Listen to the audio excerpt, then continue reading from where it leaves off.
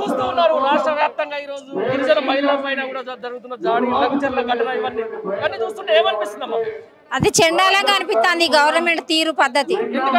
ఎందుకంటే మహిళలే కాకుండా కులాల పేరిట మతాల పేరిట అసలు చెయ్యరాని ద్రోహాలు నేరాలు ఘోరాలు చేస్తున్న రేవంత్ రెడ్డి ప్రభుత్వాన్ని చూస్తే అసహ్యం వేస్తుంది.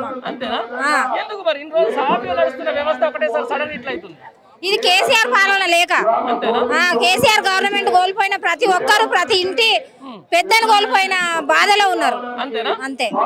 ఫార్మా కంపెనీ పేరంటే భూములు లాక్కుంటా ఉన్నారు. ఈ రోజు గిరిజనులను తీసుకుపోయి వాళ్ళ భర్తలను తీసుకుపోయి జైలు వేస్తా ఉన్నారు. వాళ్ళని అసలు నానా తిప్పలు పెడుతున్నారు. వానికి పాలన చేతగాక చేయడం చేతగాక అది గవర్నమెంట్ భూములు ఎక్కడున్నాయో తెలియక మంది భూములను గుంజుకొని వాళ్ళకి అన్యాయం చేస్తాడు. అవును. ఊరుకుంటలేరుగా తిరగబడతాను కదా వానికి ముఖం ఎక్కడున్నది రావడానికి. ఇది తిరుగుబాటే కదా.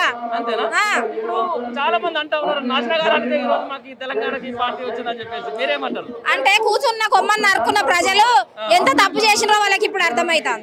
అంతే. ఇది కొనసాగే ప్రభుత్వం కాదండి. ఇది కొనసాగే ప్రభుత్వం కాదు. వానికి ఏం తెలుస్తలేదు ఏం చేయాలో అనేది చిట్టినాయుడికి. అంతే. వానికి అసలు వానికి తెలియదు గవర్నమెంట్ ఎట్లా ఫామ్ చేయాలి ఎట్లా నడిపియాలో తెలియదు.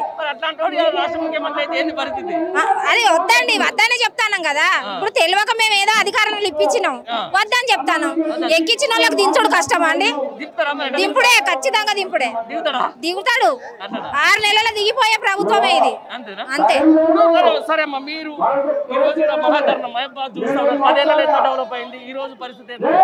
ఇది అంతా కేసీఆర్ గవర్నమెంట్ లో డెవలప్ అయింది అండి. వాడు చేసింది ఏం లేదు.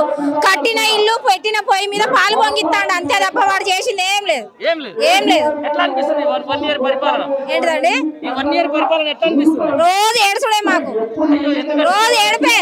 ఆ బయట చేసే పనులను చూసి వాళ్ళని చూసి మేము ఏడుస్తాను. లంబాడి వాళ్ళ మీద చేసేది అన్యాయాలు ఎంత ఘోరం. అది ఆడోళ్ళను అసలు మామూలుగా కాదు వాళ్ళని చేసేది.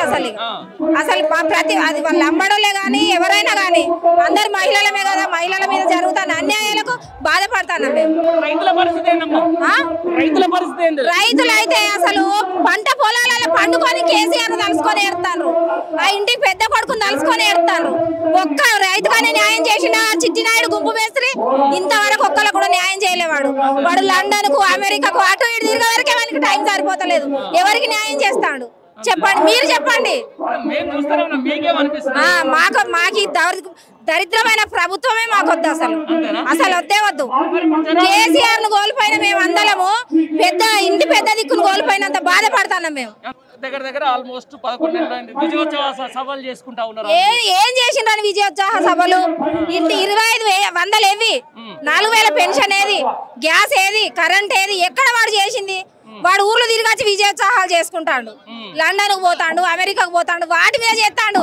ఇక్కడ ఏదో మంచి పథకాలు చేసినందుకు కాదు వాడు చేసేది. అది ఇంతమంది జనాలు వాళ్ళ బాధల కోసం ఒక పెద్ద దిక్కు వచ్చిండు కదా. ఆ పెద్ద దిక్కు కోసం వచ్చిండ్రు. మోసపోయినమని చెప్పుకోవడానికి వచ్చిండ్రు. 4 ఏళ్ల పాటు కొనసాగితే అది మళ్ళీ బ్రిటిష్ వాళ్ళ పాలన వస్తుంది ఇక్కడికి.